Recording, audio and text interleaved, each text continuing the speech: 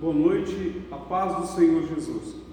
Nós estamos começando mais uma vez o nosso segundo culto online, gravado, mediante algumas prerrogativas, e nós estamos na presença de Deus, como igreja.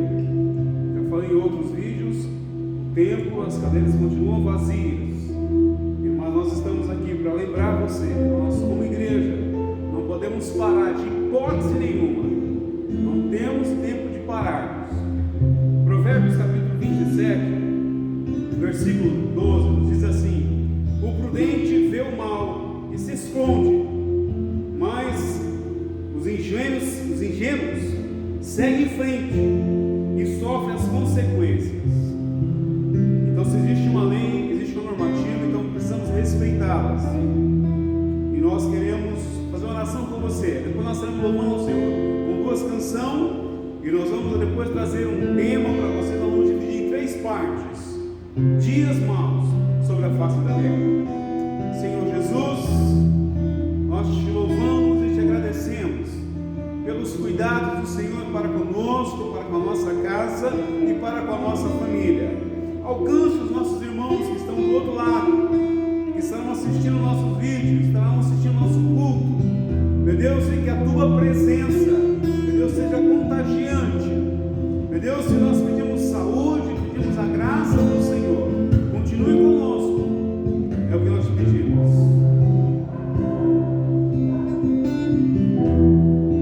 Tens liberdade aqui, Espírito de Deus, Espírito de Deus. Tens liberdade aqui, Espírito Santo, Espírito Santo. Tens liberdade aqui, Espírito de Deus, Espírito de Deus. Tens liberdade aqui, Espírito Santo, Espírito Santo. Eu sou tua casa, tua morada. Eu sou teu lar. Mude as coisas de lugar. Eu sou tua casa, tua morada. Eu sou teu lar. Mude as coisas de lugar.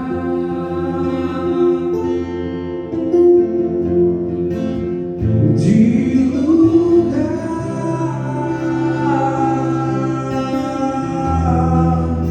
Tens liberdade aqui, Espírito de Deus, Espírito de Deus. Tens liberdade aqui, Espírito Santo, Espírito Santo. Tens liberdade aqui, Espírito de Deus, Espírito de Deus. Tens liberdade aqui, Espírito Santo, Espírito Santo. Eu sou tua casa, tua morada. Eu sou teu lar. Mude as coisas de lugar. Eu sou tua casa, tua morada. Eu sou teu lar.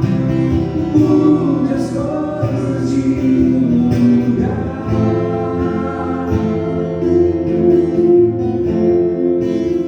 De lugar.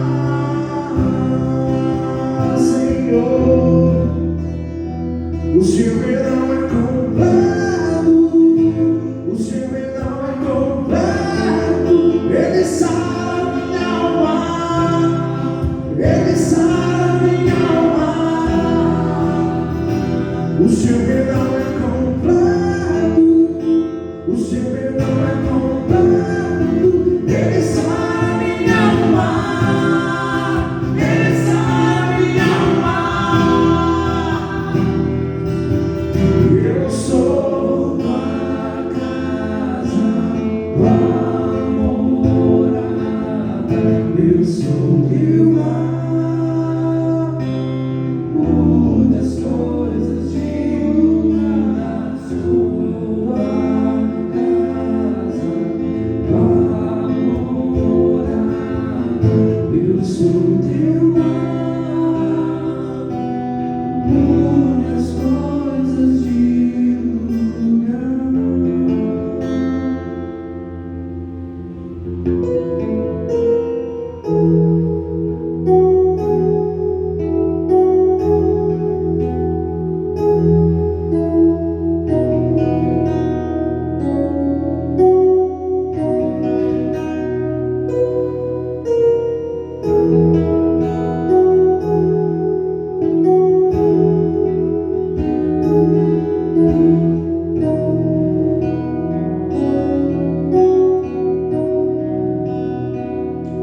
Eu procurei em outro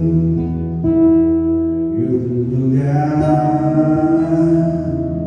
eu traço lá em tantas coisas. Eu procurei em outro lugar,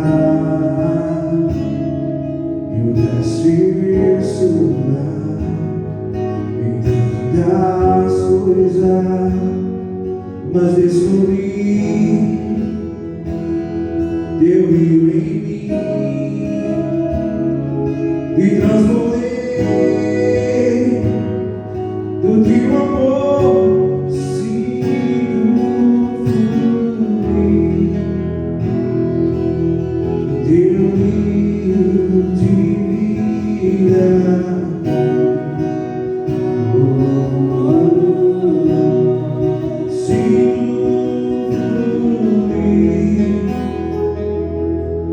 Teu rio de vida que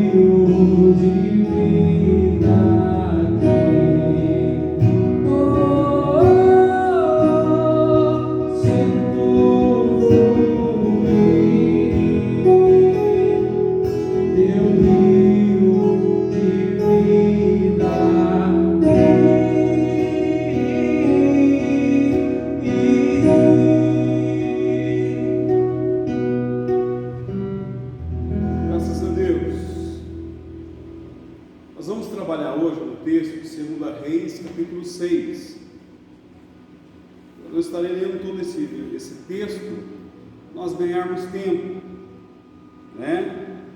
Reis, 2 Reis, capítulo 6, do versículo 24 ao 33. Nós vamos narrar algumas histórias sobre esses acontecimentos. Amém? Depois disso, Ben-Hadad, rei da Síria, ajuntou todo o seu exército e foi e sitiou a cidade de Samaria. Houve grande fome em Samaria, eis que a sitiaram a ponto de se vender a cabeça de um jumento por 80 moedas de prata, e pouco de esterco de pombo por 5 moedas de prata. Eu quero falar com vocês nessa noite, meus queridos irmãos, sobre dias difíceis sobre a face da terra. Estamos vivendo tempos difíceis sobre o nosso Brasil, sim. Estamos vivendo tempos difíceis em outros países, sim, estamos vivendo. Mas dentro do contexto bíblico, dentro da história bíblica, será que houve dias difíceis? Então vamos lá então para você entender um pouquinho o que se passa nesse texto. No tempo em que rei Jorão reinava em Israel, Ben-Hadad, rei da Síria, cercou todas as terras de Samaria com as suas tropas, por ter as suas fronteiras fechadas para a Síria. Começou a falar de recursos começou a faltar recursos dentro da cidade de Samaria. Como o comércio havia enfraquecido, a cidade estava desabastecida de recursos, até o que não tinha qualquer valor. Exemplo, uma cabeça de jumento valia uma fortuna, cocô de pomba valia uma fortuna. A situação ficou desesperadora, tanta fome, ficou tão desesperadora, tanto para rico como para os pobres também. Mas além da falência da terra, faliu-se também a humanidade. As pessoas que chegaram ao ponto de cometer atrocidades para matar a fome, as pessoas de Samaria que viviam acostumadas à fartura, como disputavam a festa de pombos para se alimentar. Algumas chegavam ao extremo e apelaram para o canibalismo para sobreviver. E é onde que eu quero tratar com vocês dessas duas mulheres. Diz a palavra do Senhor que certo dia o rei estava andando sobre os muros de Samaria e começou a ouvir alguma discussão de duas mulheres, e a discussão tratava-se justamente sobre o canibalismo. Então elas fizeram um acordo, esse acordo então, que elas um dia mataram o filho de uma delas e comeram essa criança. Quando chegou no outro dia, quando venceu-se aquela carne, aquela mulher que fizeram um acordo, procura aquela outra mulher, para então ela sacrificar o seu filho, e essa mulher escondeu o seu filho. Então começou aquela briga, aquela discórdia, aquela situação desagradável, e nisso o rei está andando sobre as muralhas ali, sobre os muros de Samaria, e escuta, e elas começam a clamar. Uma delas vai falar: ó rei, por favor, nos socorre. E o rei, ironicamente, falou assim: mas porventura tem algum pão, digamos no nosso texto, então tem alguma coisa, tem algum recurso para oferecer para vocês? Porque a fome estava alastrada sobre Samaria, sobre a face da terra, não havia o que comer sobre aquele lugar. E a preocupação então do rei, que seria uma situação fácil de lidar. Então elas começaram a falar do fato, e a Bíblia fala que o rei ficou indignado, o rei ficou estarrecido com essa situação, ao ponto de rasgar as suas vestes reais. E diz a palavra de Deus que ao rasgar as suas vestes reais, eles estavam vestidos com sacos, panos de saco, num sentido de humilhação, no sentido de se humilhar.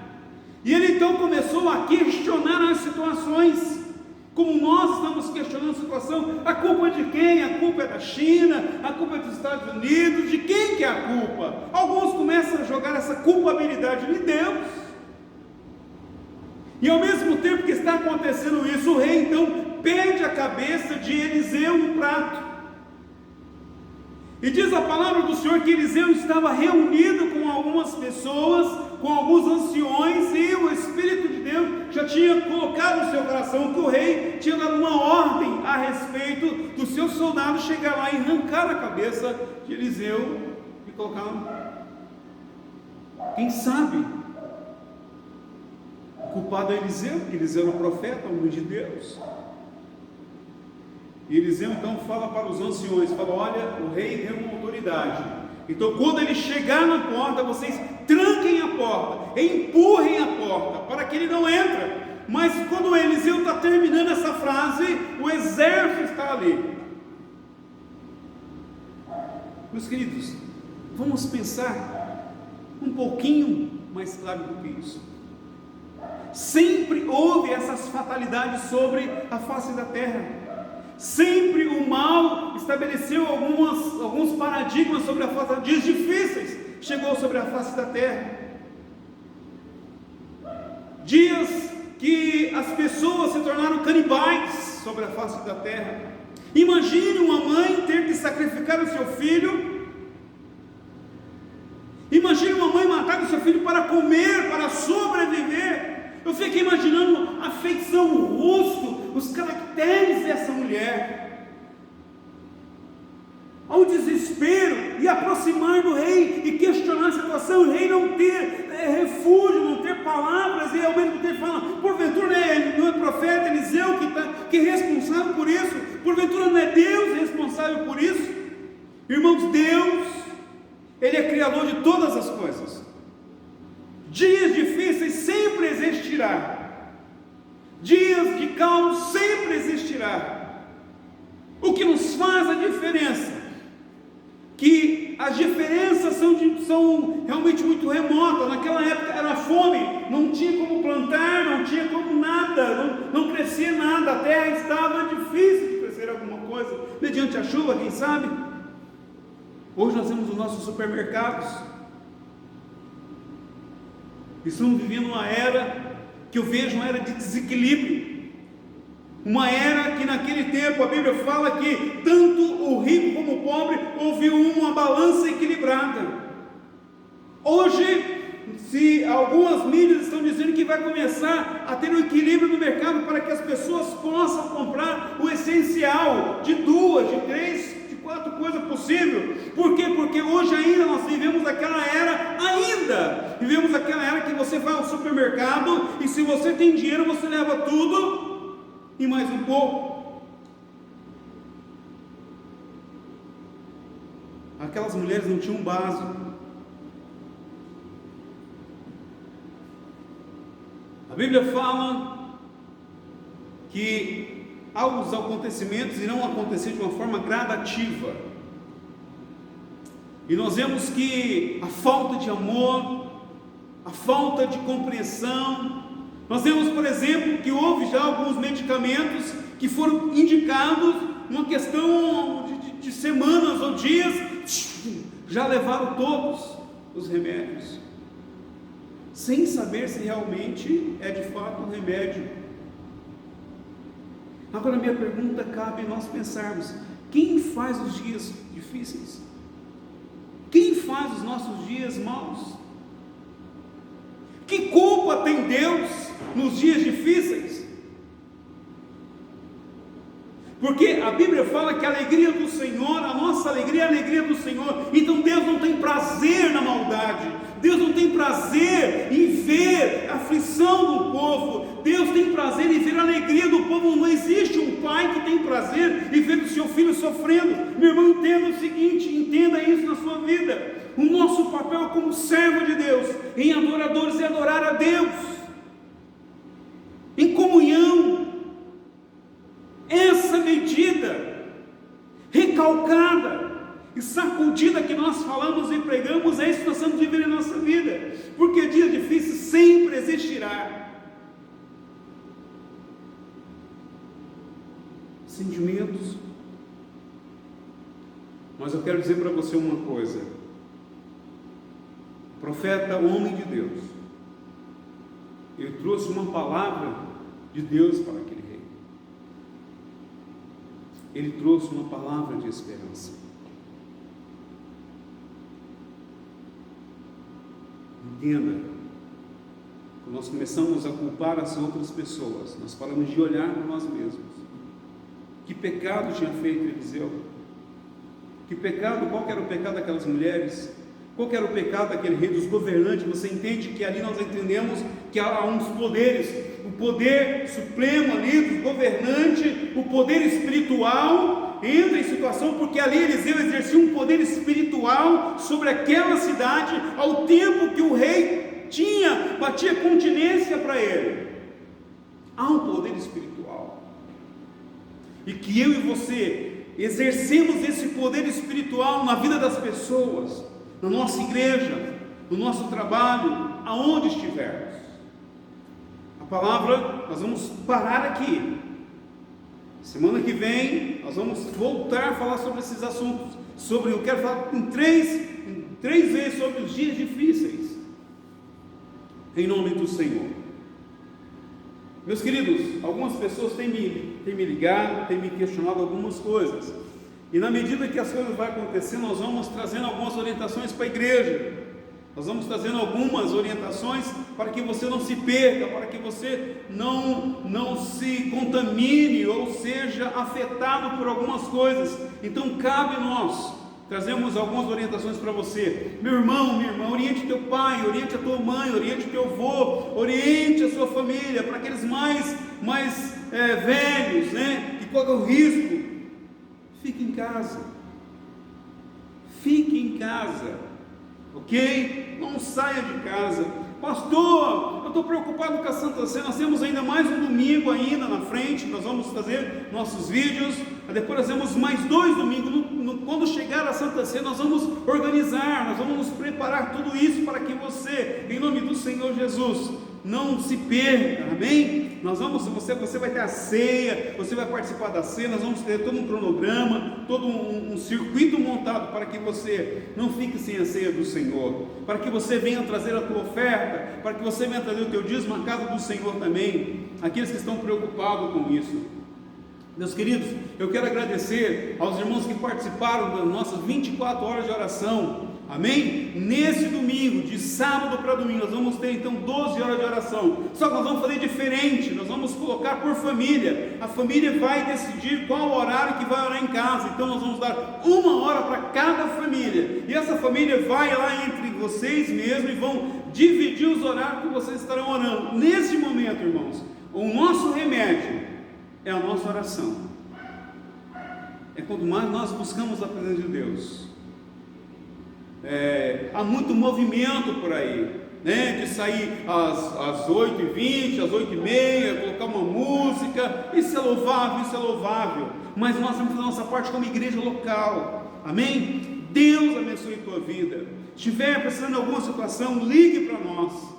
Se precisar ter uma ideia, ligue para nós, mas não deixe de buscar a presença de Deus, amém? Senhor Jesus, que essa palavra venha alcançar os corações da tua igreja, a cada irmão, a cada senhor, a cada senhora, a cada pai, a cada mãe, que seja, ó Deus querido, que esse desespero de muitas informações, Deus, venha aquietar a nossa alma, e que nós possamos, ó Deus, aproveitarmos esse momento de ficarmos em casa, com a nossa família, ficarmos em casa, Deus querido, para nós nos cuidarmos. Quem sabe é o momento de nós melhorarmos o nosso relacionamento familiar.